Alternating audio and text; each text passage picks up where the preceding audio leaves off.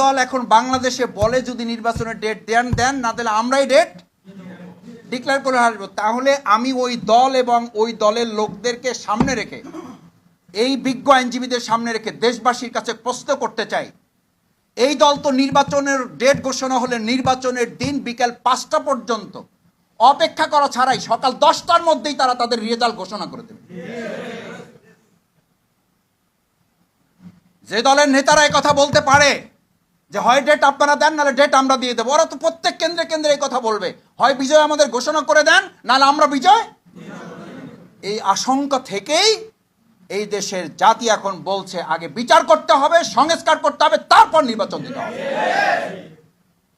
না হলে এই যে হুমকি, যেই থ্রেট আপনারা দিচ্ছেন, এগুলো তো আওয়ামী লীগের আমলেও তো আমরা এরকম কথা শুনি নাই। আওয়ামী লীগের ফ্যাসিস্টরাও এরকম কথা বলে নাই।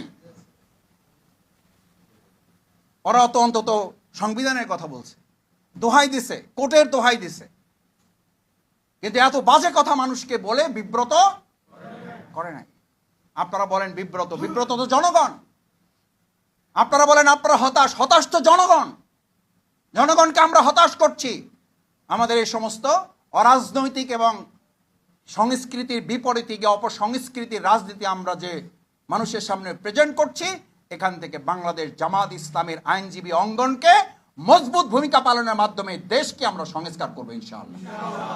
সেই সংস্কারের প্রথম ধাপই হচ্ছে নিজেদেরকেও গড়ে তুলতে হবে।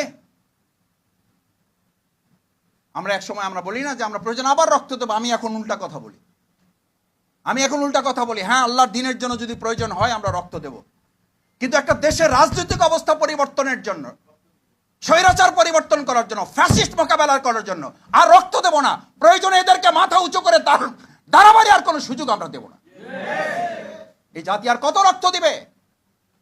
এদেশের তরুণ ছাত্র সমাজ, যুবক, মহিলা, বোন, আমাদের কলিজার টুকরা সন্তান, নিষ্পাপ সেই সমস্ত নবজাতকগুলোকে পর্যন্ত গুলি করে হত্যা করা হয়েছে। সেই জাতিকে, সেই দেশকে আর কতবার রক্ত দিতে হবে? কেন রক্ত দিতে হবে? আর যারা রক্ত দেব দেব দেব দেব বলে, তারা অন্যের ঘাড়ে বন্দুক রাখে, নিজেরা আরাম আয়েশে এসি দেশ বিদেশের মধ্যে অবস্থান করে সুযোগ বুঝে জনগণের সুবিধা অর্জন করা ছাড়া তাদের কোনো লক্ষ্য নির্ধারণ করা থাকে না। ভাইয়েরা, এই জন্য আজকের ওয়ার্কশপ আমরা বলছি, এই ওয়ার্কশপের মূল লক্ষ্য হচ্ছে আমরা দেশ পরিবর্তন করতে চাই, জাতি পরিবর্তন করতে চাই, কিন্তু তার আগে আমরা আমাদের পরিবর্তন। বাংলাদেশ জামাত ইসলামী এটার প্রতি কনসেন্ট্রেট করছে।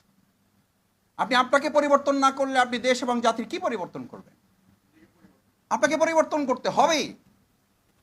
আমরা আমাদের পরিবর্তন করব এবং এই দেশ জাতি আমরা পরিবর্তন করব। দেখি ইনশাআল্লাহ পারবেন? এটা পারবেন? এই দেশের প্রয়োজনে পারবেন? নিজের জান্নাতের প্রয়োজনে পারবেন?